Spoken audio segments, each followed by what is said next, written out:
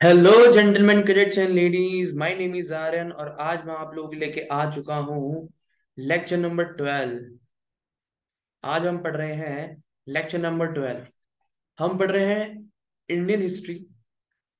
Indian history की series में ये हमारा लेक्चर नंबर 12 है। ठीक है। इंडियन हिस्ट्री की सीरीज में ये हमारा लेक्चर नंबर 12 है। ठीक है। स्टार्ट करने से पहले दो बातें। जो कोई भी जो कोई भी एनडीए, सीडीएस, सीएपीएफ या एफकेट के लिए प्रिपेयर कर रहे हैं, उसके लिए ये वीडियो बहुत इंपॉर्टेंट है हिस्ट्री के पर्सपेक्टिव से। ठीक है। नंबर सेकंड, डिस्क्रिप्शन में हमारे टेलीग्राम ग्रुप का लिंक है। आप लोग वहां से जाके हमारे टेलीग्राम ग्रुप को क्या कर सकते हैं, ज्वाइन कर सकते हैं। ठीक है। ज्वाइन कर सकते हैं, जिससे आपको हर चीज की क्या मिल जाएगी, इंफॉर्मेशन मिल जाएगी। ठीक है। स्टार्ट करें। लेक्चर नंबर 12 है ये, इंडियन हिस्ट्री सीरीज में लेक्चर नंबर 12। ठीक है। इससे पहले मैं 11 लेक्चर बना चुका हूं। जिसने नहीं देखे वो देख सकता है। और इससे पहले वाला बिल्कुल देखें। कनेक्टिविटी के सिद्धांत पे मैं पढ़ाता हूँ। कनेक्ट करने में आसानी पड़ेगी आप सबको। ठीक है। ये एक बहुत आइकॉनिक फोटो 1857 रिवॉल्ट की। ठीक है। कंटेंट में क्या क्या पढ़ेंगे हम रिवॉल्ट ऑफ 1857 के। द रिवॉल्ट के बारे में, उसके कॉजेस, इमीडिएट कॉज क्या थे, सेंटर क्या था, सप्रेशन क्यों फेल हुआ और रिजल्ट क्या रहा। ठीक है। देखो, देखो पढ़ते सब है। ठीक है, पढ़ते सब है, लेकिन हिस्ट्री जो है ना, हिस्ट्री हिस्ट्री को समझ के पढ़ना है। अगर हिस्ट्री को एक कनेक्ट करके पढ़ोगे ना, ठीक है, कि इससे पहले कैसे था क्या था, बहुत अच्छी समझ में आएगी आप लोगों को। ठीक है। हम लोग क्या करते हैं ना, हम लोग यही सोचते हैं कि हिस्ट्री क्या डेट्स है और यही है, बहुत मुश्किल है, बोरिंग है। बोरिंग नहीं है। No boring. मेरे साथ पढ़ोगे तो बोरिंग बिल्कुल नहीं लगेगी। ठीक है। ठीक है। स्टार्ट करते हैं। ठीक है। देखो, सबसे पहले क्या रिवॉल्ट ऑफ 1857 क्या क्या था, व्हाट इज रिवॉल्ट ऑफ 1857। ठीक है। Just let me know what of 1857 revolt. मैं आप लोगों को बताता हूं। देखो, अभी आप सबको पता होगा कि पहले पहले इंडिपेंडेंस वॉर था, ये था, ऐसा हुआ था, वैसा हुआ था। ठीक है। और वॉर ऑफ इंडिपेंडेंस नहीं था, कोई कुछ बोलता है। ठीक है। मैं बताता हूँ। देखो, सबसे पहले क्या था, सबसे पहले इंपॉर्टेंट चीज थी कि जो रिवॉल्ट था ना 1857 का, ठीक है, जो रिवॉल्ट था 1857 का, वो एकदम नहीं हुआ। हमें ये लगता है कि जो म्यूटनी हुई थी, पता होगा ना म्यूटनी, म्यूटनी जो हुई थी, स्पेयर म्यूटनी, जो सोल्जर्स ने करी थी। ठीक है। सबसे पहला आज मैं तुम लोगों को यही बताता हूँ कि म्यूटनी म्यूटनी और रिवोल्ट में क्या फर्क है। आई सर, हम तो रिवॉल्ट पढ़ रहे थे, लेकिन म्यूटनी भी तो पढ़ते हैं। है ना कंफ्यूजिंग। अगर यही नहीं पता होगा कि इन दोनों में क्या फर्क है, तो आगे कैसे बढ़ोगे। आज मैं तुम्हें बताता हूँ। देखो, म्यूटनी और रिवॉल्ट में क्या फर्क होता है। जो म्यूटनी होती है ना, वो स्टार्ट करी गई थी किसके द्वारा, सोल्जर्स के द्वारा। याद है, 10 मई 1857, मेरठ, जहां से रिवोल्ट स्टार्ट हुआ था, किसके द्वारा स्टार्ट करा गया था, सोल्जर्स के द्वारा स्टार्ट करा गया था। और रिवोल्ट क्या था, रिवोल्ट मतलब था जो बाद में जाके स्टार्ट तो सोल्जर्स द्वारा करा गया था, लेकिन बाद में पब्लिक का उसमें पार्टिसिपेशन हुआ। Participation of participation of public. ठीक है। पब्लिक का पार्टिसिपेशन हुआ, तो उस वो किस में कन्वर्ट हो गया, रिवोल्ट में। तो कुल मिला के ये है कि म्यूटनी मतलब होता है जो स्टार्ट करी गई थी सोल्जर द्वारा, उसको हम बोलते हैं म्यूटनी। और जो जिसमें पार्टिसिपेशन लोगों का हो जाए बाद में जाके, वो हो जाता है रिवोल्ट। रिवोल्ट करा जाता है लोगों के द्वारा, और म्यूटनी करी जाती है सोल्जर्स के द्वारा। तो ये एक बेसिक डिफरेंस, अब तुम बहुत अच्छे से समझ पाओगे। ठीक है। आया समझ में। चलो आगे बढ़ते हैं। ठीक है। अब हमें ये लगता है, अब हम लोगों ने अब तक यही पढ़ा है कि भाई म्यूटनी ना जो हुई थी, वो 1857 की 10 मई को हुई थी, मेरठ में हुई थी। और तब से 1857 रिवॉल्ट स्टार्ट हुआ था। ठीक है, इतना ही पता होगा। गलत। गलत। ठीक है, मैं बताता हूँ गलत क्यों। जो म्यूटनी स्टार्ट हुई थी, जो सबसे पहले म्यूटनी हुई थी सोल्जर्स की, जिससे हम एक बोल सकते हैं आगमन, आगमन, वो था वेल्लोर म्यूटनी। पता नहीं होगा, अगर पता है, जिनको पता था मुझे कमेंट सेक्शन में बताना कि सर हमें पता था। वेल्लोर म्यूटनी हुई थी 1806 में, 1806 में, 1806 में वेल्लोर में एक म्यूटनी हुई थी सोल्जर्स द्वारा। वेल्लोर कहाँ है? तमिलनाडु में। अब एक क्वेश्चन उठ सकता है कि सर 1806 में हुई, उसके बाद 1857 में जाकर रिवोल्ट हुआ, इतने टाइम जो गैप था, इस टाइम में हुआ क्या है? ये हुआ क्या? देखो, कोई भी चीज होती है, ठीक है, वो एकदम से तो होती नहीं। उसके पीछे वो कहता है ना कि वो घड़ा बढ़ता है, हल्के हल्के बढ़ता चलाता है, बढ़ता चला जाता है, बढ़ता चला जाता है, फिर एक टाइम ऐसा आता है कि पानी घड़े से निकलने लग जाता है।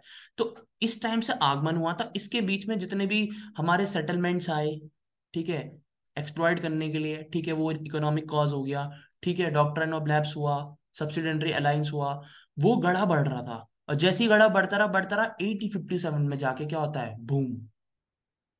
समझे? 1857 में जाके होता है बूम, वो घड़े से पानी निकलता है। और फिर 10 मई, 10 मई 1857, 1857, ठीक है, मेरठ, वहां से रिवॉल्ट शुरू हो जाता है। और रिवॉल्ट मेरठ से बढ़ के कहाँ जाता है? दिल्ली, दिल्ली, दिल्ली जाता है, ठीक है, दिल्ली जाता है। और दिल्ली जाने के बाद लाल किला पहुंचता है, रेड फोर्ट, ठीक है। और रेड फोर्ट पहुंचने के बाद वहां जब वो पहुंच जाता है, उसके बाद वहां कौन था? मुगल अंपायर, मुगल अंपायर के शासक थे, जिनका नाम था Bahadur Shah Zafar two. Last Mughal emperor थे, इकलौते। बहादुर शाह जफर इकलौते मुगल एम्परर थे, ठीक है। उनको, जितने भी ये सोल्जर्स होते हैं, वो बोलते हैं कि आप हमारे क्या बनो? लीडर बनो, ठीक है। अब बोलोगे सर हाँ उन्होंने इजीली एक्सेप्ट कर लिया। इजीली एक्सेप्ट नहीं किया था, एक्चुअली उनको पता था कि अगर मैं इनका लीडर नहीं बना तो ये सोल्जर्स मुझे भी मार देंगे, इसलिए वो उसके लीडर बने, ठीक है। और दूसरा ये कि जो मुगल अंपायर थी, जो बहादुर शाह जफर थे, और जो सोल्जर्स थे, उनमें मिक्सचर था, क्योंकि उनकी लड़ाई तो अंग्रेजों के खिलाफ थी ना। वहां हिंदू मुस्लिम तो था नहीं, वहां हिंदू मुस्लिम था नहीं, तो मिक्सचर था, हिंदू भी थे, मुस्लिम भी थे, ठीक है, क्योंकि उन्होंने दोनों के सेंटीमेंट के साथ खेला था। वो आगे बताऊंगा क्यों। इसलिए बहादुर शाह जफर को एक सिंबल चूज करा गया यूनिटी का, और उनको बनाया गया लीडर। आया समझ में? उनको बनाया गया क्या? उनको बनाया गया लीडर। वो लीडर बने, ठीक है। ऑल दो एंड में जब वॉर को सप्रेस कर लिया जाता है अंग्रेजों द्वारा, ठीक है, बाद में उनको रंगून भेज दिया जाता है, ठीक है। रंगून मतलब आज का बर्मा, म्यांमार, वहां जाके उनको फेंक देते हैं, जेल है वहां, ठीक है। और वहीं उनकी डेथ हो जाती है, ठीक है। तो इस तरीके से बहादुर शाह जफर का अंत होता है। वो आखिरी मुगल अंपायर थे, ठीक है। और मैंने आप सबको एक बेसिक आइडिया देता है, अब हम शुरू करते हैं, ठीक है। The Indian mutiny of 1857-59 was a wide spread but unsuccessful, ठीक है, rebellion against the rules of British East India Company in the function as a sovereign power on the behalf of British Crown। ये मैंने आपको बताया था कि unsuccessful रहा था, ठीक है। The revolt, it was the first expression of organised resistance against the British East India company. First expression, organised, organised, organised में, ठीक है, resistance against the British East India Company. It began as a revolt of the spoils of the British East India Company army, but eventually secured the participation of masses। देखो, start करा था soldiers ने, बाद में किसका mass participation हो जाता है, तो म्यूटनी किस में कंप्लीट तब्दील हो जाती है? रिवॉल्ट में, जो मैंने आपको अभी मतलब समझाया था, ठीक है। The revolt known by several names, कई नामों से बोला जाता है इसको। स्पेन म्यूटनी बोला जाता है ब्रिटिश हिस्टोरियन द्वारा, इंडियन म्यूटनी भी बोला जाता है, द ग्रेट रेबेलियन, ये भी इंडियन हिस्टोरियन द्वारा बोला जाता है, revolt of 1857, the Indian insurrection of first war of independence, ये वीडी सावरकर जी ने बोला था, इनके ऊपर इनकी किताब भी है। और ये क्वेश्चन पूछा भी गया है कि किसने बोला था first war of independence 1857 revolt को, तो किसने बोला था? वो नाम था विनय दामोदर सावरकर। तो ये आपका यहां से क्या है? ये है पीवाई क्यू, ठीक है, पीवाई क्यू। आगे बढ़े। कॉजेस क्या थे? कॉजेस जो थे, सारे कॉजेस थे तभी तो लड़ाई हुई। तो सबसे पहले हम देखेंगे पॉलिटिकल कॉज क्या था। देखो, पॉलिटिकल कॉज क्या था ना, British policy of expansion, expansion पे बिलीव कर रहे थे। ब्रिटिशों की पॉलिसी थी कि एक्सपैंड करना है हमें। एक्सपेंड एक्सपेंड एक्सपेंड मतलब जैसे आज के टाइम पे चाइना की पॉलिसी है कि वो ताइवान भी कब्जाना चाहता है, उसके बाद चले तो लद्दाख भी ले ले, अरुणाचल भी ले ले। जिस पॉलिसी पे आज चाइना खेल रहा है, रिलेट करके चलेंगे, जिस पॉलिसी पे आज चाइना खेल रहा है उस पॉलिसी पे ब्रिटिश भी खेलते थे।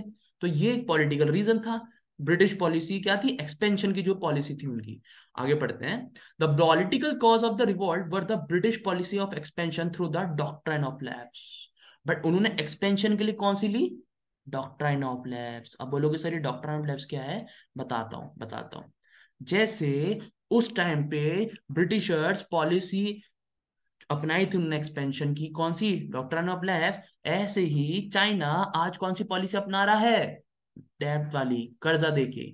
ठीक है, समझ रहे हो? टाइम के हिसाब से पॉलिसी भी चेंज होती है, देख रहे हो? समझे? Direct annexation. The large number of Indian rulers and chiefs were removed, arousing fear in the minds of other ruling families who apprehended a similar fate. Rani Lakshmi Bai, adopted son, was not permitted to sit on the throne of Jhansi. Satara, Nagpur, Jhansi were annexed under the doctrine of lapse. Jaipur, Sambalpur, Udaipur was also annexed. The annexation of Awadh by Lord Dalhousie on the pretext of maladministration, ये maladministration, left thousands of nobles, officials, retainers, and soldiers jobless. The measure converted Awadh, a loyal state, into a hotbed of discontent, intrigue. अब बोलोगे sir इसका मतलब क्या है? बताता हूँ। देखो, ऐसा होता है कि जो ब्रिटिशर्स की पॉलिसी थी, पॉलिसी कौन सी थी? एक्सपेंशन की। कौन सी थी? Doctrine of lapse. वो किस पॉलिसी के तहत एक्सपेंड कर रहे थे? डॉक्ट्रिन ऑफ लैप्स के। और इसी एक्सपेंशन के थ्रू उन्होंने क्या किया? उन्होंने पूरा झांसी कब्जाया। ठीक है, उन्होंने क्या कब्जाया? पूरा झांसी कब्जाया। ठीक है, झांसी के साथ सतारा, नागपुर, ठीक है, जैतपुर, संबलपुर, उदयपुर, अवध, अवध, ठीक है, ये सारे एरिया कब्जा है। लेकिन डॉक्ट्रिन ऑफ लैप्स क्या है सर? मैं बताता हूँ। बेसिकली डॉक्ट्रिन ऑफ लैप्स मतलब होता है कि भाई अगर आपका नेचुरल अगर आपका नेचुरल क्या बोलते हैं, सक्सेसर नहीं है, जो लक्ष्मीबाई के केस में था, झांसी के केस में था, कि उनका नेचुरल सक्सेसर नहीं था, मतलब जो उनके हस्बैंड थे, गंगा राम, मुझे आई गेस नाम याद नहीं, गगन गंगा या ऐसे कुछ नाम है उनका, उनकी डेथ हो जाती है। उनकी क्या हो जाती है? डेथ। और रानी लक्ष्मीबाई की कोई संतान नहीं होती, तो वो क्या करती हैं? एक संतान को अडॉप्ट कर लेती हैं अपना सक्सेसर बनाने के लिए। ठीक है, और अनफॉर्चुनेटली उस टाइम ऐसी बहुत सारी स्टेट्स थी जहां ऐसा था। तो इसी के तहत डॉक्ट्रिन लैब्स आती है, और डॉक्ट्रिन लैब्स में ये कहा जाता है कि आप नेचुरल सक्सेसर बना सकते हो, अडॉप्ट करा हुआ सक्सेसर नहीं बना सकते।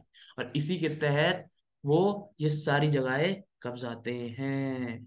आया समझ में? और मैल एडमिनिस्ट्रेशन, बेकार एडमिनिस्ट्रेशन के चक्कर में वो अवध भी ले लेते हैं। समझे? ये देखो मैंने बताया भी अलग से, doctrine of lapse. The notable British technique called the doctrine of lapse. याद रखना ये पीवाईक्यू है।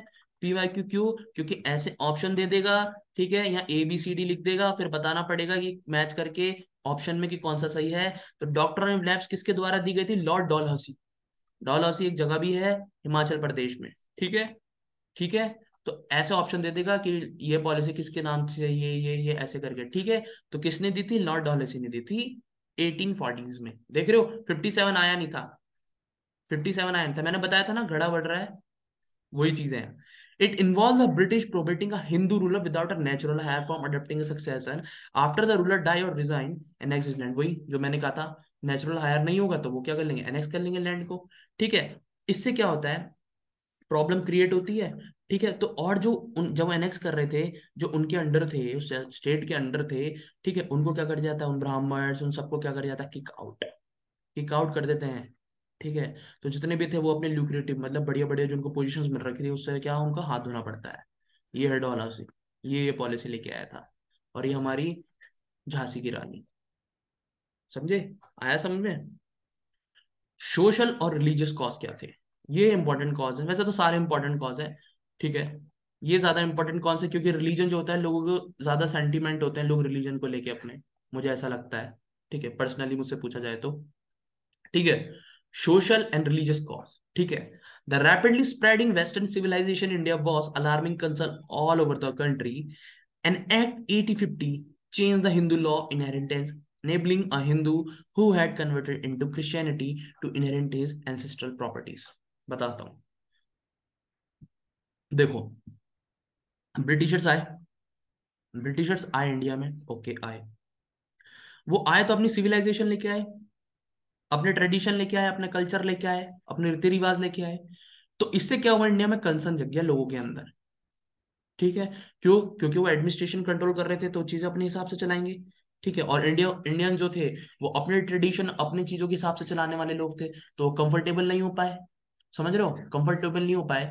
अरे एक बात बताओ, अगर हम किसी की पर्सनल रिलीजन में घुस के उसके रिलीजन को चेंज करके अपने हिसाब से चलाएंगे तो लोग सेंटिमेंट और लोगों के अंदर एंगर तो आएगा ही ना. कब तक लोग कंट्रोल करेंगे. तो ये वही हुआ. तो इसमें एक एक्ट आता है, the act 8050 changed the Hindu law inheritance, enabling a Hindu who had converted into Christianity inherit his ancestral property. The people were conceived that government was planning to convert Indians to Christianity. एक act आता है 1850 में, जिसमें यह था, Hindu law change the Hindu law of inheritance enabling a Hindu who had converted. मतलब ऐसा माना गया, ऐसा हुआ कि ऐसा बोला गया कि भाई साहब, जो इंडियंस हैं, जो इंडियंस है उनको किसमें, क्रिश्चियनिटी में कन्वर्ट करा जाएगा. कंसर्न तो होता ही है लोग अपने रिलीजन को लेके. मैंने बताया था आपको, किसी के रिलीजन के साथ खेलोगे, सेंटिमेंट्स के साथ खेलोगे तो लोग तो रेबल करेंगे. ठीक है. एक ये रीजन हो गया. दूसरा, सती प्रथा, फीमेल इन्फेंटिसाइड. ठीक है. विडो मैरिज को लीगलाइज कर देना. ये क्या कर रहा था, उस सोसाइटी के, उस टाइम के इंडियन सोसाइटी के सोशल स्ट्रक्चर को क्या कर रहा था, ब्रेक कर रहा था. क्यों? क्योंकि लोग उस टाइम सती प्रथा फॉलो करते थे और लड़की अगर पैदा हो जाते तो उसे मारते थे. ठीक है. Female infanticide. ठीक है. और दूसरा, विडो रिमैरिज, मतलब विधवा की शादी नहीं हो सकती थी. तो इन सबको देखो, आज के हिसाब से देखा जाए तो मतलब वैसे भी देखा जाए सोसाइटी के हिसाब से तो ये चीजें अच्छी कर रहे थे. लेकिन उस टाइम के लोगों की सोच ऐसी थी ना कि ये हमारी चीजों में दखल अंदाजी कर रहे हैं. कि सती प्रथा क्या होती थी कि उसका पति मर गया तो उस औरत की इच्छा या उसकी मर्जी के वॉलेंटली वो क्या कर सकती थी, सती दे सकती थी. ठीक है. ये फोटो उसी की है. मतलब, और फीमेल इन्फेंटिसाइड में ये की थी कि उनको लड़की नहीं चाहिए तो उसको मार सकते थे. ठीक है. और विडो मैरिज अलाउ नहीं थी तो उसको लीगलाइज कर दिया गया था. तो ये क्या खतरा बन गया था इंडियन सोसाइटी के लिए. ठीक है. दूसरा, जो जब ब्रिटिशर्स आए तो उन्होंने जो एजुकेशन सिस्टम था वो अपने हिसाब से लाए. लेकिन उस टाइम जो एजुकेशन सिस्टम था वो क्या, हिंदू लॉ और मुस्लिम लॉ के हिसाब से चलता था. जो ठीक है, तो उसने भी इस चीज को डायरेक्ट चैलेंज किया. और रेलवे जो लेके आया, रेलवे लाइन बनी थी 1853 में. ठीक है. पहली बार रेलवे इंडिया में आई थी. टेलीग्राफ बना था तो वो भी एक सस्पिशियस था. मतलब वही है कि दखल अंदाजी करने लग गए थे उनके सोशल और रिलीजियस कॉजेस में. समझ रहे हो. तो ये रीजन थे. इकोनॉमिक कॉजेस क्या थे. इकोनॉमिक कॉजेज मैंने बताया था ना कि 1806 से वेल्लोर म्यूटनी से लेकर 1857 तक जो टाइम था, इस बीच में ये सारे कॉजेज ही हो रहे थे. बाद में यहाँ गड़ा बढ़ता है तो फिर पानी बाहर निकलता है तो फिर वही है, नीचे गीला हो ही जाएगा. तो वही हुआ, लड़ाई हुई. ठीक है. क्या हो रहा था इकोनॉमिक कॉजेज के अंदर, सेटलमेंट्स थी कई सारी, परमानेंट सेटलमेंट आई, रैयतवाड़ी सेटलमेंट आई, जमींदारी. मतलब कुल मिला के ये है कि क्या हुआ कि पीसेंट जो थे रूरल एरियाज में. ठीक है. ठीक है. एंड जमींदार. ठीक है. जमींदार भी, हाँ याद रखना, जमींदार भी were anger by the heavy taxes on the land and strict method of revenue collection follow by the company. Company के द्वारा, ईस्ट इंडिया कंपनी के द्वारा इतने स्ट्रिक्ट लॉज थे, इतने स्ट्रिक्ट लॉज थे रेवेन्यू कलेक्ट करने के लिए कि लोगों के अंदर एंगर बिल्ड हो गया, एंगर आ गया इस चीजों को लेके. एग्जाम्पल देता हूं तुम्हें, बहुत बढ़िया एग्जाम्पल ये है. ऐसा था एक ब्रिटिशर्स के टाइम पे सनसेट लॉ. मतलब सनसेट लॉ के तहत ये था कि भाई सूरज सनसेट होने से पहले पहले आपको क्या देना है, कर देना है, और नहीं दिया तो आपकी जमीन क्या कर दी जाएगी, सीज कर दी जाएगी. ऐसे ऐसे लॉ थे. समझ रहे हो, ऐसे ऐसे law. Many among the these groups were unable to meet the heavy revenue demands and, और दूसरा ना क्या था ना, डिमांड चलो ठीक है, लेकिन सूखा पड़े कुछ भी हो आपको डिमांड देनी ही है, और नहीं दोगे तो सीज करेंगे जमीन. ये था. ये फोटो मैंने तभी की लगाई है, बड़ी ढूंढ के मिली है यार ये फोटो. ठीक है. बहुत मैंने इस पर ढूंढा तब जाके मुझे ये फोटो मिली.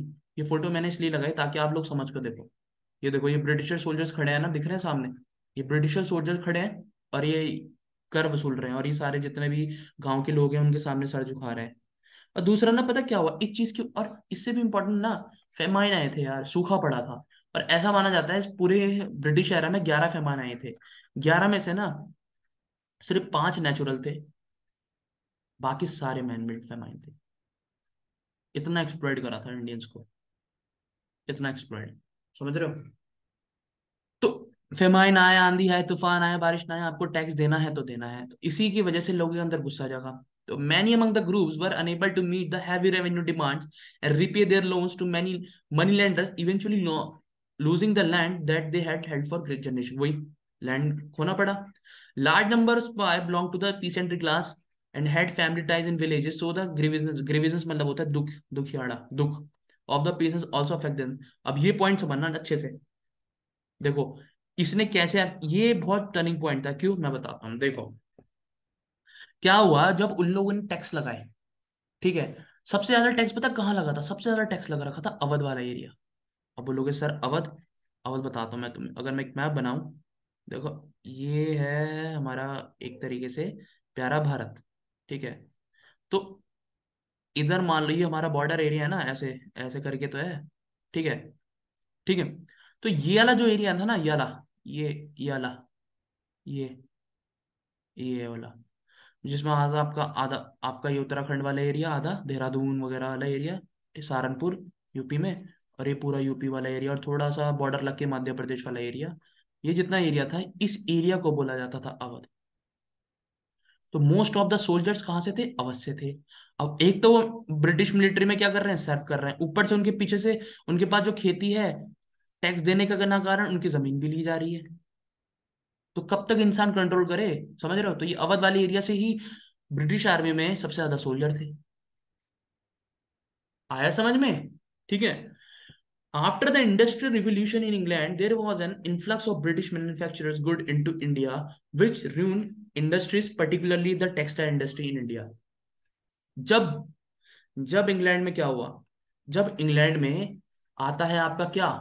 इंडस्ट्रियल रिवॉल्यूशन, ठीक है। देखो ब्रिटिशर्स इंडिया आए थे, यूरोपियंस यूरोप इंडिया आए थे, किस लिए? ट्रेड पर्पस से। क्यों? क्योंकि इंडिया में वो बात थी यार, इंडिया में पता है कॉटन की खेती होती थी, टेक्सटाइल टेक्सटाइल इंडस्ट्री इतनी बढ़िया थी, और इतना पैसा था इंडियन लोगों पे कि वो ना अपने एक बहुत अच्छी जिंदगी जी रहे थे, गांव गांव का इंसान, ठीक है, इतने अच्छा जीवन जी रहे थे। बट जब से ब्रिटिशर आए थे, उन्होंने इतना एक्सप्लॉइट करा हमारी टेक्सटाइल इंडस्ट्री को कि लोग मजबूर हो गए, भूखे मरने लग गए। कैसे उन्होंने एक्सप्लॉइट करा इंडस्ट्री को? वो क्या करते थे ब्रिटिशर्स, जो कॉटन इंडिया में बनता था, जो कॉटन इंडिया में बनता था, उस कॉटन को लेते थे, ठीक है, किसानों से, ठीक है, एक लिमिटेड रेट पे। लिमिटेड उनके लिए रेट फिक्स था, मान लो 4 रुपए का है, उसकी कीमत लेकिन 10 रुपए, वो 4 रुपए में लेंगे।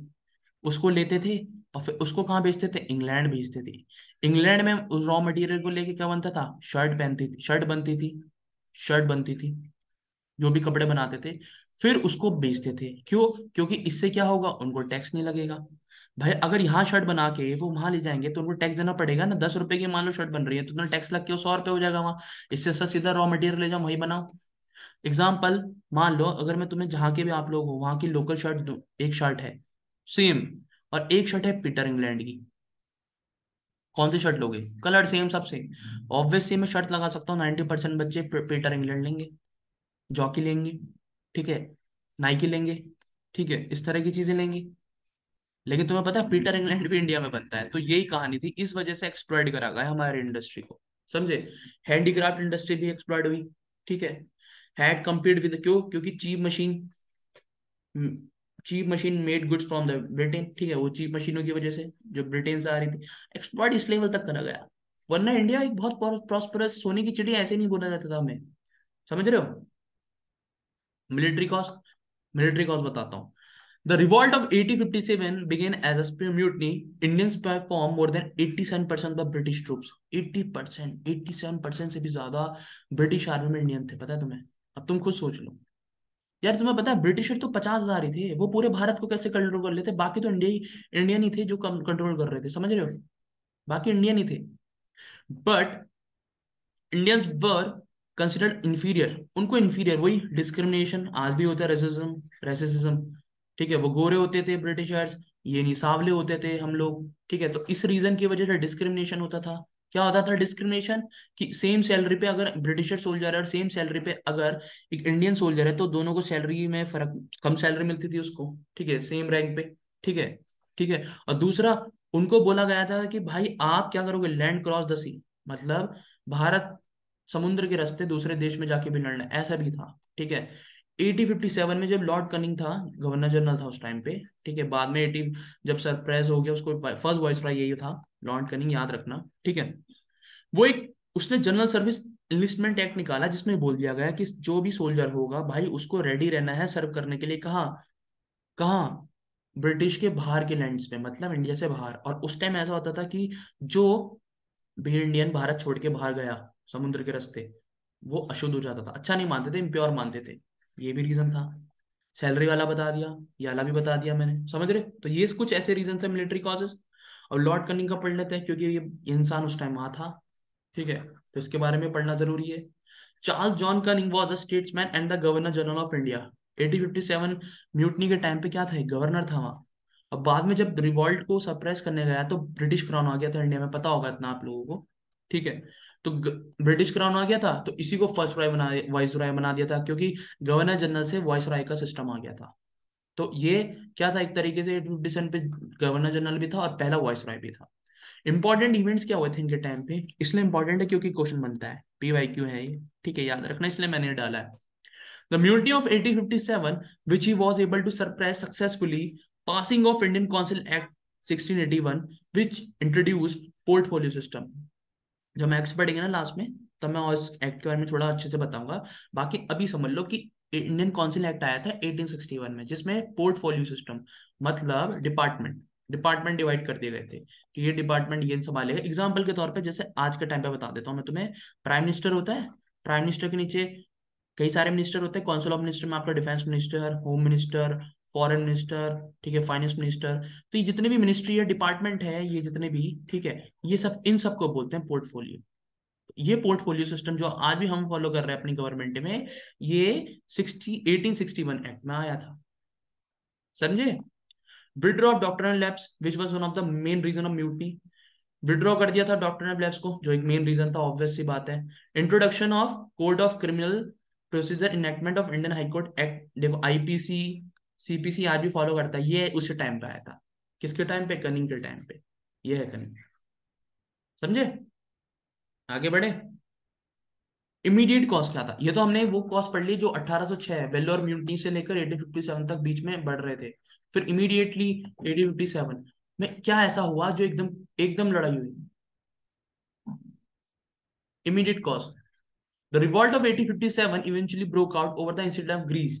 ये देखो, ये ऐसे ना कार्टिएज होता था, तो ना उसको ना मुंह से ऐसे करना पड़ता था जैसे ये आदमी कर रहा है, ठीक है, और फिर शो इसमें लगा के फिर मारना पड़ता था। तो fat of cow and pigs, ठीक है, सुअर और गाय, दोनों का ऐसा बताया गया कि उसमें जो कार्टिएज है, इसमें सुअर और गाय की क्या है, चर्बी मिली हुई है। और गाय हिंदुओं के लिए क्या थी, सेक्रेट थी, धार्मिक थी। पिग्स क्या था, मुस्लिम्स के लिए टैबू, ठीक है। तो ये इमीडिएट कॉज बना, ये इमीडिएट कॉज बना, समझ रहे हो? ये र्यूमर बोलते हैं, सच्चाई थी ये नहीं पता आज तक, लेकिन ऐसा बोलते हैं कि एक रीजन था। Before loading this rifle, the spray had to bit off the paper on the cartridge. Both Hindu Muslims were refused to use them। देखो उन्होंने दोनों ने मना कर दिया था, और यही रीजन था कि मंगल पांडे ने इस चीज के लिए मना करा। और मंगल पांडे ने 1857 में बैरकपुर, जो वेस्ट बंगाल में है, वहां उन्होंने क्या करा था, अटैक कर दिया था अपने सीनियर ऑफिसर पे। बाद में उनको 8 अप्रैल को क्या फांसी सुना दी गई थी। और फिर यही 9 मई 85 सोल्जर जो थे मेरठ ने, उन्होंने मना कर दिया था, ठीक है, फिर उनको 10 साल की जेल दे दी गई थी इसी चीज के पीछे। Lord Canning try to make amend for the error and funding cartridge but withdraw. देखो वही लॉर्ड कनिंग ने फिर ट्राई करा कि सब सही हो जाए, ठीक है, लेकिन इतने लेट हो चुकी थी, इतने सब चीजें अनरेस्ट मोड पे आ चुकी थी, समझ रहे हो? तो ये एक इमीडिएट कॉज था, समझे? और कुछ इमीडिएट कॉज, मतलब ये वन ऑफ द मेजर है इसलिए मैंने डाला, बाकी छोटे मोटे इमीडिएट कॉज बहुत थे, ठीक है। वो वो कि हाँ कि भाई अछूत के हाथों एक उसने पानी, वो कुछ ऐसे, वही सारे कॉजेस सोशल जो मैंने बता दिए तो उनमें थे, बट इमीडिएट कॉज ये था, ठीक है, याद रखना, ठीक है। सेंटर्स कौन कौन थे रिवॉल्ट्स के, ठीक है, रिवॉल्ट तो स्टार्ट हो चुका था, ठीक है। अब सेंटर कहाँ का लड़ाई हुई थी, लखनऊ में, जो कैपिटल थी अवध की, मैंने अवध वाला एरिया आपको बताया था, तो वहां कौन कमान संभाल रहा था, वहां संभाल रही थी Begum Hazrat, one of the Begum of x king, जो एक्स किंग था अवध का, उसकी वाइफ थी ये। ठीक है, ये है उनकी फोटो। कानपुर में नाना साहिब, ये नाना साहिब है। नाना साहब दोबारा कानपुर, जो अडेप्टेशन थे किसका, पेशवा बाजीराव टू के। ठीक है, he join the revolt primarily because he was deprive. देखो उनका पर्सनल रीजन था नाना साहब का, कि उनको पेंशन से क्या कर दिया गया था, किक आउट, डिप्राइव, कि आपको पेंशन नहीं मिलेगी। उनका उनका पर्सनल रीजन था, समझ रहे हो। The victory was short lived. Kanpur was recapture by the British after the fresh reinforcement arrive. लड़ाई हुई, बाद में कान रेनफोर्समेंट आई और सोल्जर्स आए, उन्होंने कानपुर कैप्चर कर लिया। ठीक है, the revolt was surprise with the terrible revenge. नाना साहब एस्केप, और नाना साहब भाग गए। ठीक है, but is brilliant commander Tatya Tope, नाना साहब के जो कमांडर थे तात्या टोपे, वो लड़ते रहे अंत तक। ठीक है, बाद में तात्या टोपे को उनकी डेथ हो जाती है, उनको अरेस्ट करके उनको टांग देते हैं, तो उनकी डेथ हो जाती है, और नाना साहब भाग चुके होते हैं। ठीक है, झांसी में 22 साल की रानी लक्ष्मीबाई लड़ाई कर रही थी। ठीक है, कि भाई वो थ्रोन नहीं देंगी झांसी का, डॉक्टर ऑफ के तहत, ये है, ये उनका बेटा। She fought gallantly against the British forces but ultimately defeat, बाद में इंग्लिश इनको भी हरा देते हैं। Gwalior, after the Rani Lakshmibai escape, she was joined by Tatya Tope and together, बाद में तात्या टोपे और रानी लक्ष्मीबाई दोनों साथ में लड़ते हैं, बट दोनों को कैप्चर कर लिया जाता है। ठीक है, फिर एंड में आपको पता ही है रानी लक्ष्मीबाई वीरगति को प्राप्त होती है। ठीक है, Gwalior was recaptured by British, Gwalior भी कैप्चर कर लिया जाता है। अब बिहार में कौन कमान संभाल रहा था, बिहार में कमान संभाल रहा था कुंवर सिंह जी।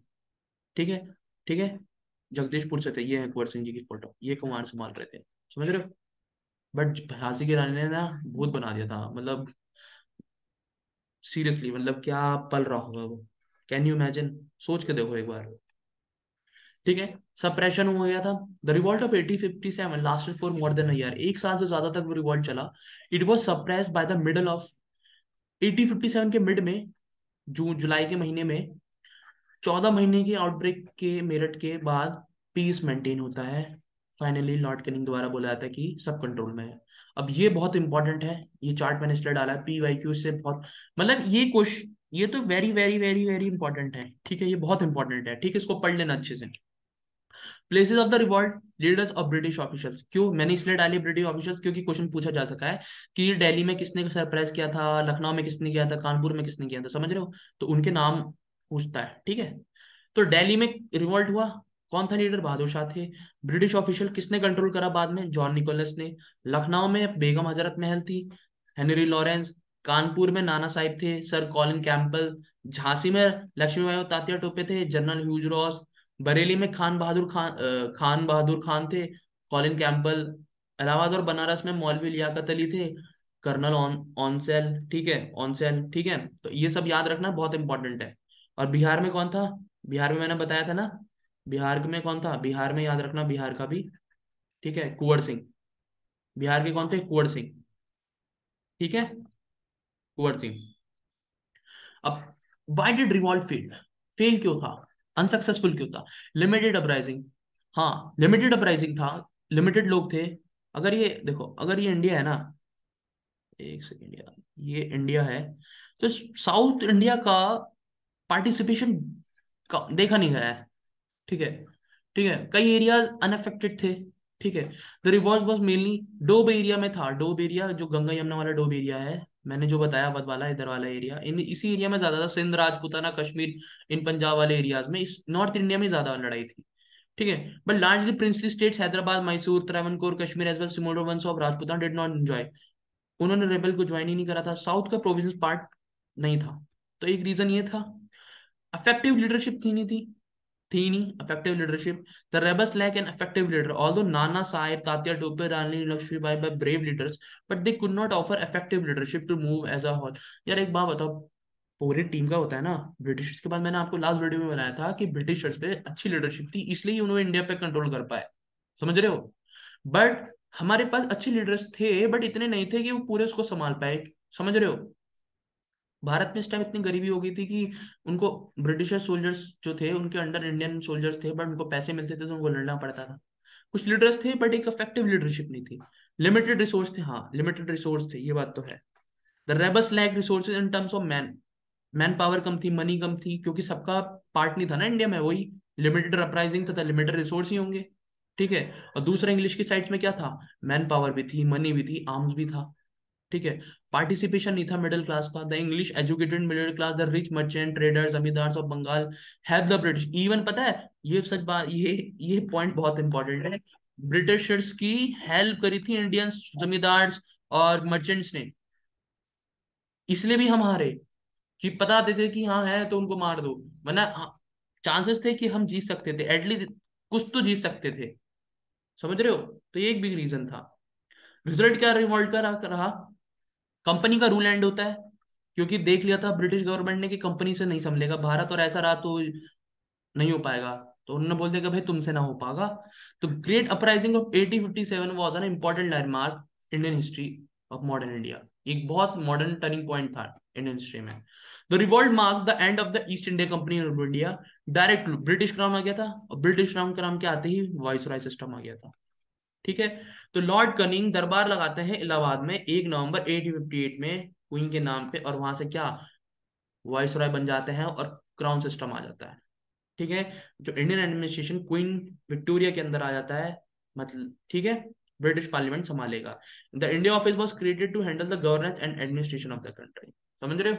ये रिजल्ट था। रिलीजियस टॉलरेंस बढ़ गई थी, जो रिलीजियस बेस पे भेदभाव हो रहे थे। ठीक है।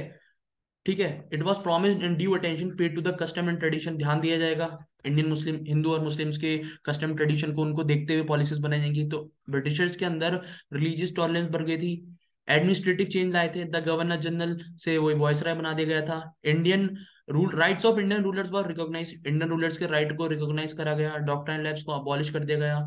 Right to adopt son as legal heir was accepted. Adopted son को लीगल हायर बना दिया गया। पहले क्या था, डॉक्टर एंड लैब्स कहते हैं नेचुरल नहीं माना जाएगा, बट नेचुरल माना जाएगा, और अडॉप्टेड नहीं माना जाएगा, बट अडॉप्ट को माना गया।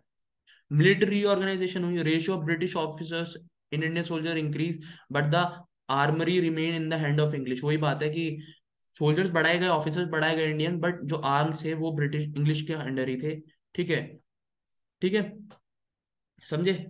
और ये मैंने लास्ट में एक चीज डाल रखी है, क्योंकि ये क्वेश्चन आया है, ये PYQ है, कि ये क्वेश्चन पूछा गया है कि the Indian war of independence किसने लिखी है? तो वीडी सावरकर ने लिखी है, विनायक दामोदर सावरकर ने। रेबेलियन 1857 सिम्बोजिज्म किसने लिखी है? पुरनचंद जोशी। इंडियन म्यूटनी ऑफ 1857, ये भी क्वेश्चन आया है, जॉर्ज ब्रूस मेल्सन ने। Great mutiny by Christopher Hibbert ने। Religion and ideology of rebels of 1857 by Iqbal Hussain. और excavation of truth unsung heroes of 1857 war of independence by Khan Mohammad Sadiq Khan ने। कभी जीवन में टाइम मिले ना, तो मेरे एक सजेशन है कि ये बुक जरूर पढ़ना। मैं भी पढ़ूंगा। ठीक है। लेकिन मैं आप लोगों को भी कहूंगा कि पढ़े, क्योंकि मैंने, ये बहुत बढ़िया बुक है, बहुत कुछ पता चलेगा। तो वीडी सावरकर वो थे जिन्होंने बोला था, ये क्या था, पहला इंडिपेंडेंस वॉर था। चलो मुझे कमेंट सेक्शन में बताना तुम लोगों के हिसाब से ये फर्स्ट वॉर ऑफ इंडिपेंडेंस था या नहीं था। ठीक है। मुझे सब कमेंट सेक्शन में बताना। ओके।